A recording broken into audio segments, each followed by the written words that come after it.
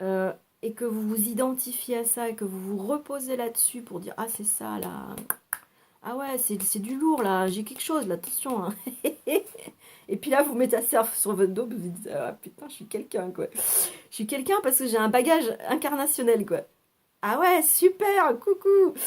Et donc ben là vous êtes toujours, la montgolfière est toujours à terre là. Là c'est voilà, c'est toujours plombé, c'est toujours plombé. Et nous les alchimistes, on est censé transformer le plomb en or quoi. Et l'or en fait, il est léger. Pas celui qu'on connaît sur Terre, c'est l'or du plexus. Alors, du saint plexus solaire. Le gros jeu de mots là, vous allez vous régaler parce qu'il y a plein de personnes avec qui on parle de simplicité, de complexité, nanana, nanana. Et le simplexus, hier soir, j'ai entendu qu'en fait le simplexus, c'était saint plexus solaire. C'est-à-dire que quand votre plexus solaire, il est saint, S-A-I-N, il devient aussi saint, S-A-I-N-T, c'est-à-dire morontiel. Enfin, en capacité de devenir morontiel, parce que quand vous êtes à S-A-I-N-T du plexus, vous n'êtes pas encore dans le morontiel, mais c'est pas loin, voilà. C'est pas loin, parce qu'en fait, au-delà de l'esprit, il y a l'antimatière, et le Saint-Esprit, on dit bien le Saint-Esprit, mais le Saint-Esprit, ça fait pas tout, hein, voilà. Au-delà de ça, il y a l'antimatière, quoi. C'est-à-dire le noyau atomique et du coup le modèle Janus multi. Voilà, le multimodèle Janus. Et donc du coup, ben, quand vous êtes attaché soit à la mémoire égoïque là de ce qui se passe maintenant, avec les petites histoires conflictuelles et relationnelles qu'on peut avoir les uns avec les autres, même dans le supramental, et donc ensuite, si vous êtes en train de contacter vos défunts parce que vous avez cet attachement à votre maman, à votre enfant qui est dans l'au-delà, etc., c'est bien, c'est bien, c'est bien. Et donc ça doit durer un temps. Ça doit durer un temps euh, parce qu'il y a des choses à régler. Si vous en avez besoin, c'est parce qu'il y a des choses à régler, il y a des choses à dire, à échanger pour la propre construction de vos corps subtils et matériels. Parce que les mémoires qui sont là-dedans, elles se réinjectent ensuite. Parce que tout ce qui est subatomique se réinjecte, se reprojette en matière. C'est ça le E égale MC2. C'est-à-dire que le subatomique, c'est de la mémoire qui gravite et qui va très vite. C'est-à-dire que c'est comme les disques durs. Hein. Quand vous utilisez les disques durs, si vous voulez les lire, si vous ouvrez le boîtier, vous voyez que ça fait ça, quoi. Hein. Ça ne reste pas immobile. Hein. Voilà. Donc ça fait ça aussi avec le subatome. Ça fait ça aussi quand vous contactez vos chers défunts. Et puis, quand vous avez besoin de régler ça, c'est parce que vous, dans votre subatome, il y a une vitesse qui empêche qu'il y ait le simplexus. C'est-à-dire que le simplexus, c'est l'état dans lequel le plexus solaire est suffisamment ouvert.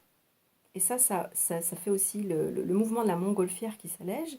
C'est-à-dire qu'il ne peut pas être ouvert le plexus solaire si vous êtes lesté. Voilà. Si vous avez des émotivités, c'est-à-dire par exemple par rapport à la perte d'un être cher et que vous devez régler des choses euh, affectives avec cet être cher, il faut le faire. Il faut aller le contacter. Il faut utiliser le média, le médium. Et alors c'est pas, je vous encourage pas à faire du spiritisme et tout le truc, hein, d'aller faire tourner les tables et tout le truc, hein, parce que là vous pouvez déclencher des trucs que je vous raconte pas.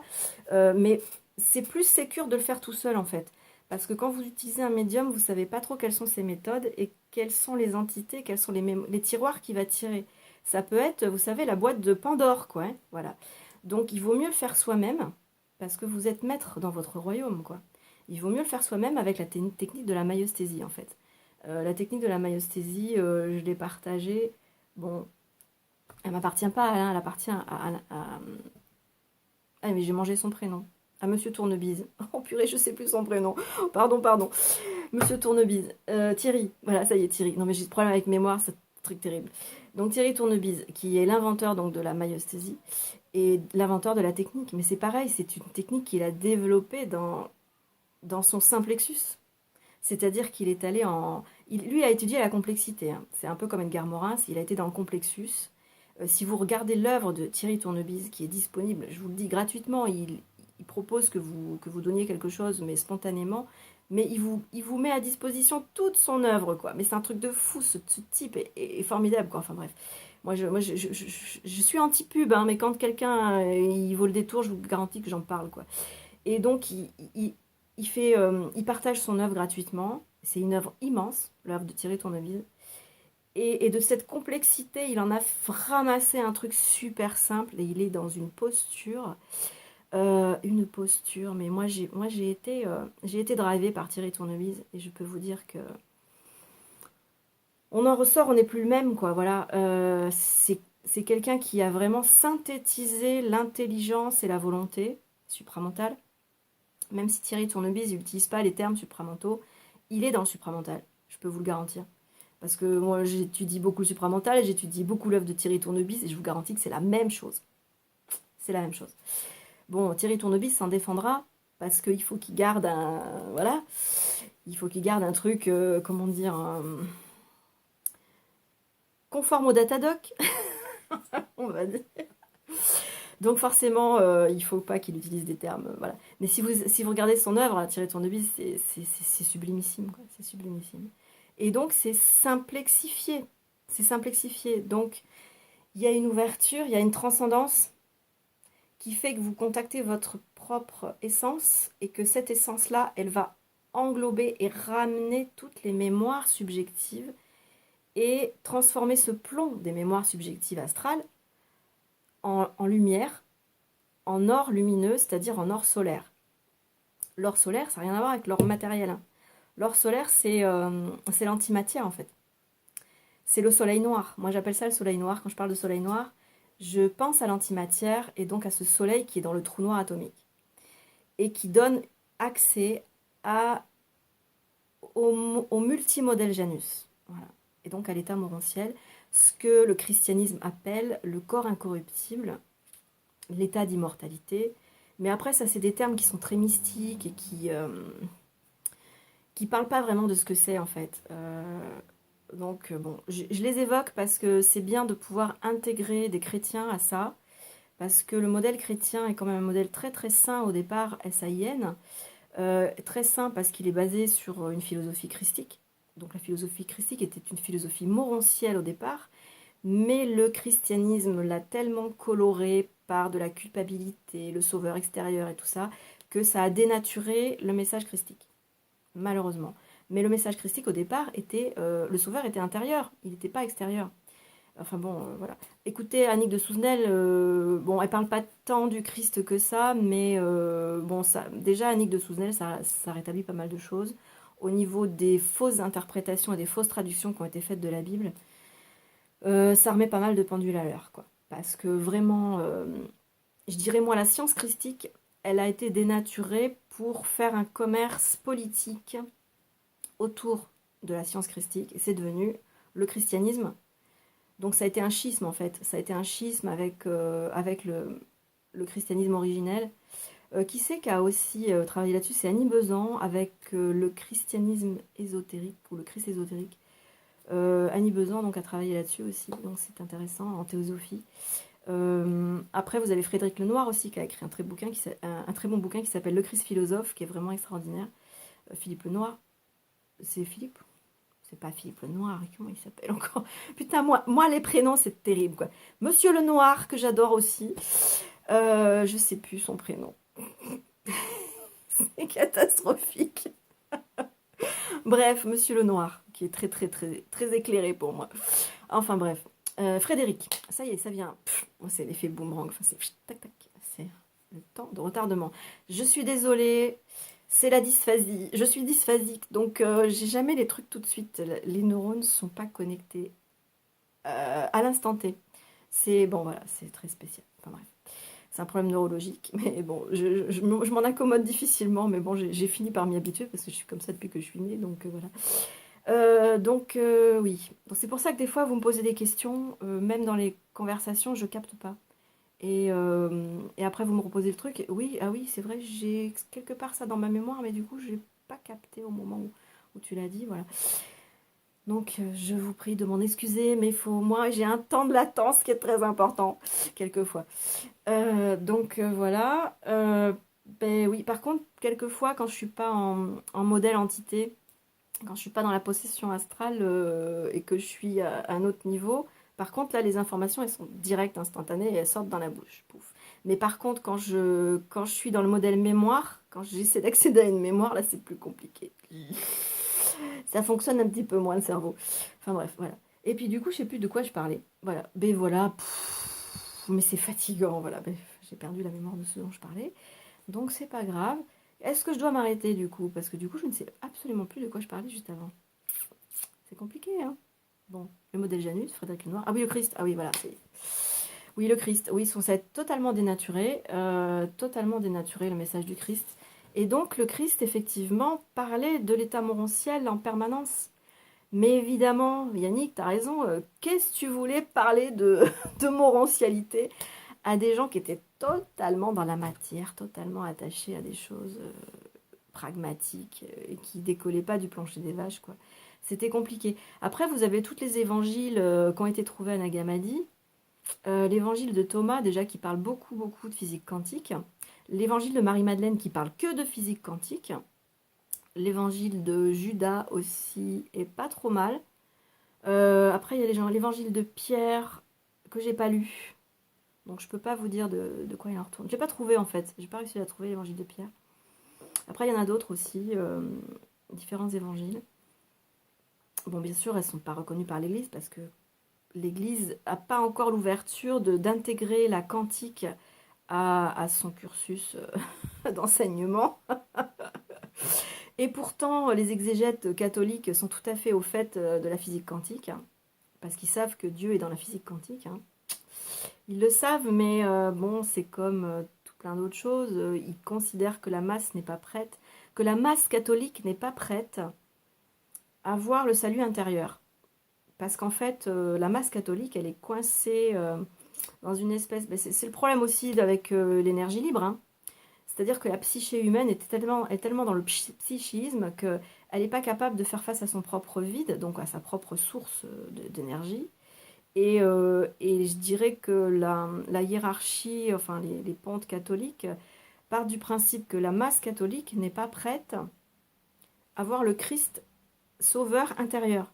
Donc, ils veulent maintenir un Christ extérieur sauveur. C'est ça la problématique des catholiques aujourd'hui, du pontificat.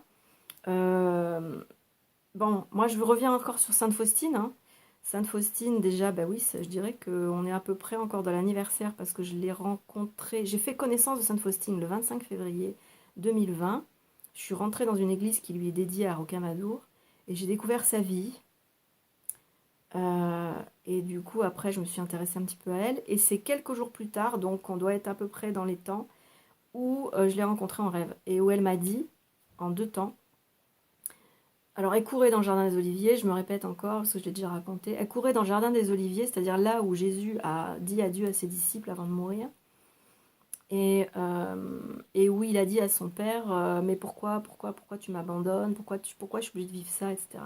Où il a eu un moment de doute. Vous imaginez le Christ? Il a eu un moment de doute. Après, il y a les pontes catholiques qui disent, mais non, Jésus n'a jamais douté, il était infaillible. Mais bien sûr. Bref. J'ai dit ça, mais je dis rien. Donc, elle était dans le jardin des Oliviers et elle courait comme une dératée. Et elle avait une espèce d'angoisse et j'entendais son angoisse. Et son angoisse, c'était je vais jamais y arriver à temps. Je vais jamais y arriver à temps. Donc, elle est évidemment dans le subatome du temps linéaire, l'espace-temps linéaire. Donc, elle a encore cette. En tant que tiroir, Sainte Faustine est un tiroir dans lequel on peut tirer et lui poser des questions. Et moi, en rêve, je l'ai rencontré comme ça parce que le tiroir s'est tiré, puisque je l'avais rencontré à Rocamadour en tant qu'histoire, quoi. Et donc, le tiroir s'est tiré dans le subatome et elle m'est apparue donc en rêve parce que le tiroir s'est ouvert.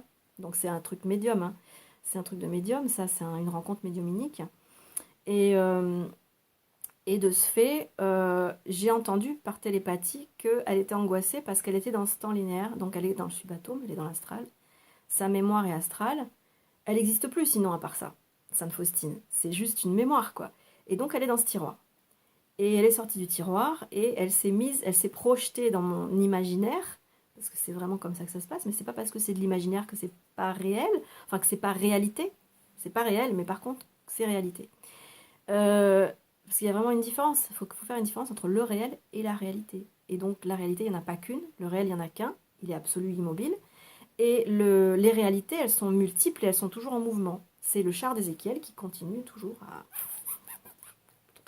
à tourner dans tous les sens. C'est la Merkaba, c'est l'état morantiel. Mais bon, après, tout fonctionne, enfin tout ce qui est en haut fonctionne comme ce qui est en bas, donc ce qui est en bas forcément fonctionne comme ce qui est en haut. C'est-à-dire que la conscience planétaire, déjà, dans le cerveau, a des fonctionnements comme la conscience éthérique pure, pure, pure, qui est donc l'état morantiel. Donc Sainte Faustine, elle sort de son tiroir, là, comme Polichinelle qui sort de sa boîte. Et donc, dans mon petit imaginaire, elle sort le jardin des Oliviers, et elle court et elle ressent quelque chose que j'entends par télépathie. Elle dit, voilà, dans ce temps linéaire, là, il y a un manque de temps, il y a un problème de timing pour que l'être humain comprenne que, voilà ce qu'elle me dit, et là, elle parle, elle me dit, il faut laïciser la religion parce que le péché, ce n'est pas de manquer le but, qui est la traduction du mot péché, manquer le but, c'est ne pas voir le but. Si vous ne voyez pas le but, forcément, vous pouvez que le manquer, quoi. Ça, c'est sûr. Si vous ne voyez pas que c'est là qu'il faut aller, vous allez aller à 360 et tourner en rond en permanence et ne jamais vous fixer vers le truc qu'il faut. Voilà. Donc c'est ça aussi. Moi, je suis je suis de formation chrétienne au départ. J'ai été éduquée dans le christianisme, donc je connais bien ce que c'est que le christianisme. Dans beaucoup de détails, je le connais bien en détail. Que ce soit l'Ancien Testament, je le connais super bien. Le Nouveau Testament, je le connais super bien. Et ensuite, les écritures grecques chrétiennes, je les connais super bien aussi. Et d'ailleurs, c'est ma préférence. Les lettres de Paul, c'est ma préférence. Parce que Paul était super scientifique, donc j'adore, quoi. Saint Paul était super scientifique, c'était un régal, quoi. Alors Saint Jean était pas mal aussi, même s'il était plus mystique. Saint Pierre était pas terrible, terrible. Et c'est lui qui, justement, est la base du pontificat catholique. Aïe, aïe, aïe. Bah alors là, on n'est pas sorti de l'auberge avec Saint Pierre, quoi, parce que alors lui, c'était ça, quoi. Ting, ting, ting.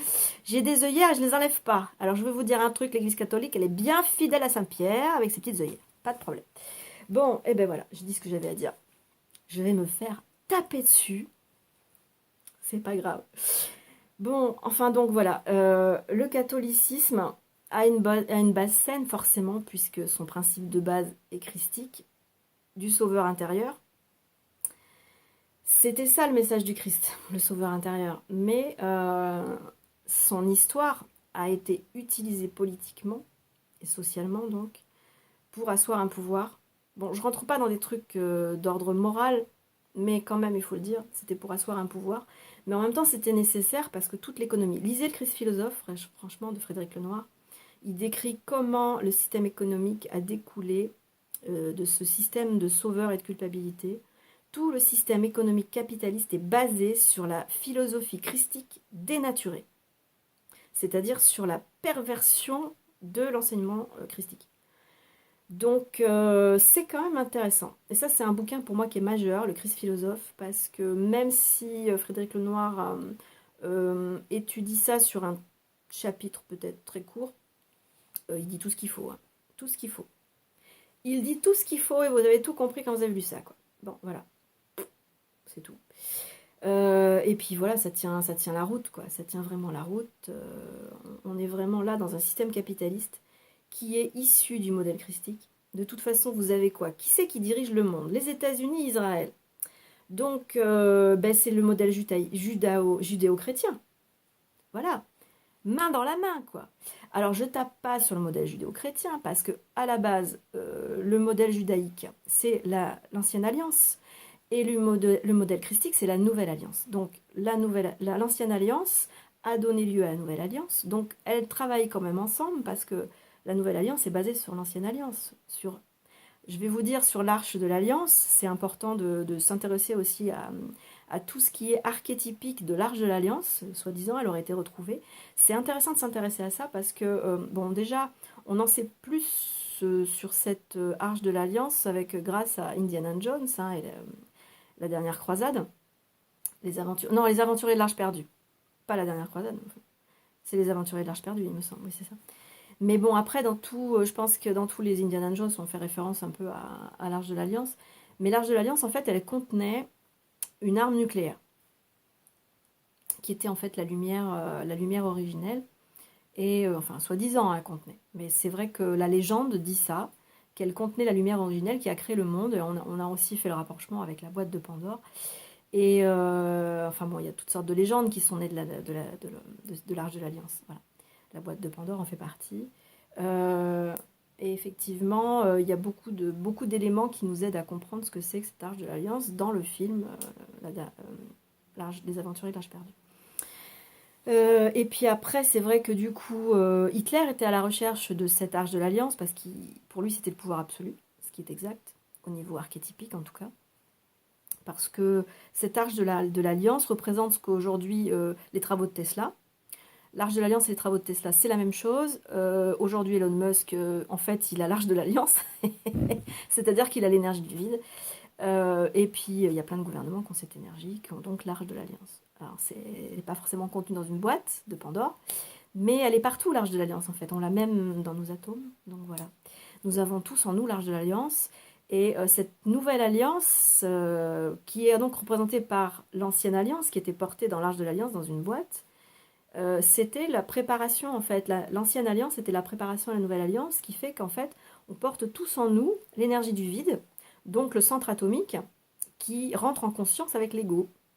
Ce qu'on fait en psychoatomique, donc de pouvoir faire rentrer en relation le principe originel d'énergie, qui est le noyau atomique, avec sa manifestation égoïque, qui est l'ego, et qui est l'ego 2.0, comme ce que je parlais de Spirit 2.0 au début. L'ego 2.0 dont parle aussi Claudette Vidal, hein, qui est une femme aussi exceptionnelle, qui fait beaucoup de vidéos, elle parle d'une manière un peu bisounours, mais en même temps, elle est vraiment dans le supramental. Bon. Elle reste sur le langage des personnes qui ont besoin encore d'un lien affectif à la matière. Donc, c'est comme une maman, quoi. Donc, elle est protectrice, mais en même temps, dans ces termes bisounours, elle instille du supramental. Donc, Claudette Vidal, je check, hein, pas de problème. Claudette Vidal, pour moi, elle est exceptionnelle. Même si vous allez dire qu'elle a un langage de développement personnel, planétaire et tout ça, pas du tout. C'est-à-dire qu'elle enveloppe ça pour que ça puisse être compris par des gens qui ont un besoin affectif du lien planétaire. Mais elle est déjà dans le supramental. Et donc, elle a l'équilibre entre la guerrière et le pacifique. C'est une vraie guerrière pacifique, Claudette Vidal, parce que elle a tellement l'équilibre que elle est dans l'accueil des gens qui sont totalement dans le guerrier, qui sont pas du tout dans le pacifique. Et donc, elle leur enveloppe ça, elle leur enveloppe en fait le pacifique dans du guerrier, mais du guerrier qui est pacifié. C'est-à-dire qu'elle a un langage affectif de développement personnel qui va pouvoir, dans ce langage-là, faire passer du supramental. Mais c'est merveilleux, quoi. Vous avez ça aussi dans les séries Netflix. Vous avez ça aussi dans les jeux vidéo pour les gosses, notamment, comment c'est déjà? Ça y est, je fais appel à la mémoire et j'ai du mal. Comment ça s'appelle? Minecraft. Minecraft, c'est du supramental enveloppé avec du planétaire. C'est extraordinaire, quoi. Moi, je sais que quand je parle avec mes enfants, ils me parlent supramental tout le temps. Mais avec le langage de Minecraft. Vous avez, en fait, le supramental, il se fourre partout. L'esprit, il se fourre partout. Partout où il y a de l'intellect, l'esprit se met. C'est-à-dire que l'être humain, il est séduit par l'intellect, donc l'esprit, il y va, et il met de l'intelligence. C'est-à-dire qu'au milieu de l'intellect, quel qu'il soit, vous avez de l'intelligence. Et quand on me dit, par exemple, sur la vidéo que j'ai partagée de Le monde est divisé en deux, justement de Spirit 2.0, qui parle avec François-Olivier Nolorgue, je crois, si je me rappelle bien. François-Olivier Nolorgue, il n'est pas du tout... Alors, c'est un guerrier, c'est plus un guerrier qu'un pacifique. Donc ça a été difficile pour Naïma d'être dans son pacifique guerrier, parce que du coup, François-Olivier Nolorgue, il est surtout dans le guerrier et un peu dans le pacifique, c'est-à-dire il a un petit peu de supramental dans son... c'était quoi le mot déjà? Il a un peu de supramental dans son planétaire, c'est un autre mot, mais c'est pas grave, vous me comprendrez. C'est-à-dire que François-Olivier Nolorgue, il est surtout planétaire dans son langage, mais c'est un peu comme Claudette Vidal. il instille le supramental. C'est-à-dire que c'est un mec qui est déjà dans le supramental, mais qui est quand même un guerrier, principalement un runner. Mais en même temps, il est capable d'avoir du pacifique supramental. Faites-y bien attention dans son discours. Ne vous focalisez pas sur son discours guerrier. Il a un discours ultra guerrier. Moi, j'aime ça aussi parce que j'entends le supramental derrière. Et je sais que le guerrier ici est fait pour nous réveiller, pour qu'on arrête d'être con et qu'on arrête d'être bisounours. Et François-Olivier Delorgue, il est là, il nous dit simplement arrêtez d'être con, des bisounours, quoi. Vous n'êtes pas des bisounours, en fait, vous êtes des guerriers. Ok, on est des guerriers pacifiques. Et vous voyez dans son discours aussi qu'il y a cette paix. Il y a cette paix. Bon, évidemment, il a plein de mémoires, on les sent les entités, hein. Il a plein de mémoires, bon, il travaille dessus, on le sent aussi qu'il travaille et qu'il est capable de les voir, qu'il va les chercher. Bon, chacun on a à faire ça, hein, donc on n'a pas à taper sur François-Olivier Nolorgue, hein. Il est comme tout le monde, il fait son travail intérieur, mais en même temps, il a déjà la parole. Il a déjà la parole. Il a une parole guerrière, plus que pacifique. Donc oui, ça peut choquer parce qu'il est un peu violent dans ce qu'il dit, il est un peu incisif, c'est la lame de couteau, quoi, tac. Mais c'est l'épée de l'esprit en même temps. Elle vient mettre un terme instantané au nœud gorgien de l'ego planétaire. C'est-à-dire du personnage, la possession astrale du personnage sur le corps. Et j'ai trouvé ça tellement bien que j'ai vraiment eu envie de partager cette vidéo-là. Je pense même que je vais la mettre sur ma fréquence YouTube parce que c'est excellent. C'est-à-dire que cet échange entre Naïma et François-Olivier Nolorgue est la base de la nouvelle société. Rien que ça. C'est-à-dire que vous avez là les deux polarités, enfin, à peu près, yin et yang, c'est-à-dire que ce qu'elle avait voulu travailler, d'ailleurs, ce serait bien qu'il fasse encore une vidéo là-dessus, le yin et le yang, c'est-à-dire qu'il y avait vraiment ça, c'est-à-dire que Naïma était dans le yang et François-Olivier était dans le yin, et il y avait cet équilibre-là, et en fait, on avait là, ici, l'archétype de la nouvelle société, et qui se posait les bonnes questions, et qui donnait des bons outils. Enfin, cette vidéo, pour moi, c'est un bijou, quoi. C'est un bijou. Je vous invite vraiment à la regarder non seulement de manière détachée, mais si vous en avez la propension, à aller prendre les éléments qu'ils ont offerts, comme un cadeau à l'humanité, quoi. Ils ont offert un cadeau à l'humanité, mais inestimable pour moi, ces deux personnes-là. J'en ai une émotion très forte, parce que franchement, je suis reconnaissante à ça, parce que l'intelligence, quand elle émerge, quoi, c'est du pur bonheur, et moi, ça me fait du bien, quoi, ça me fait du bien. Et quand je vois ça, je me dis, c'est en train de se passer là. C'est en train de se passer. L'esprit, il est en train d'exploser dans les êtres. Et quand je vois deux êtres qui échangent comme ça, je vois que l'esprit, quoi. Je vois que l'esprit, le supramental qui est à l'œuvre et qui instille son intelligence, sa volonté derrière. Et vous voyez Naïma, comment elle est dans la volonté.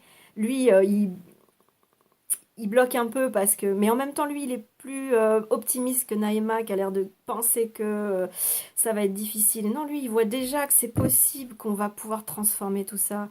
On a un terreau qui est plein de merde, plein de fumier. Et justement, ça va...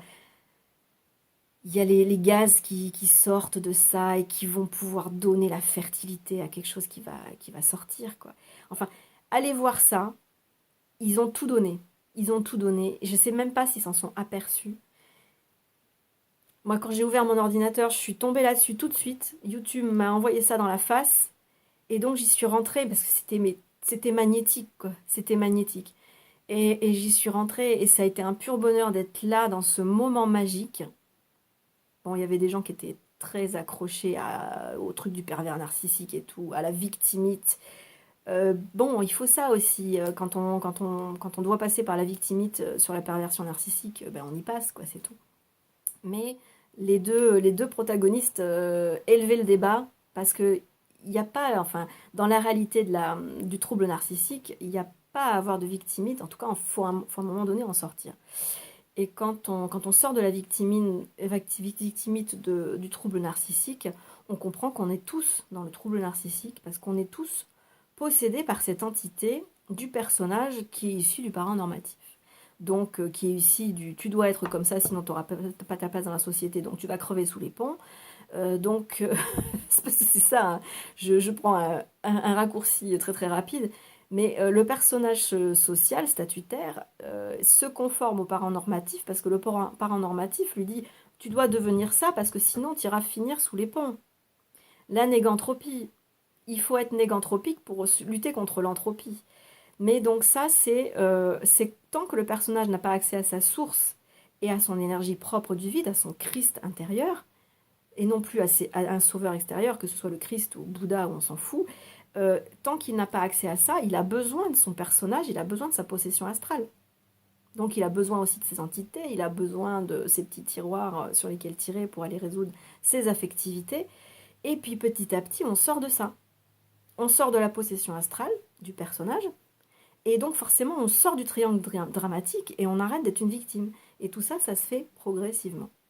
Voilà, et puis je sais maintenant que c'est fini. Je vous souhaite un bon dimanche.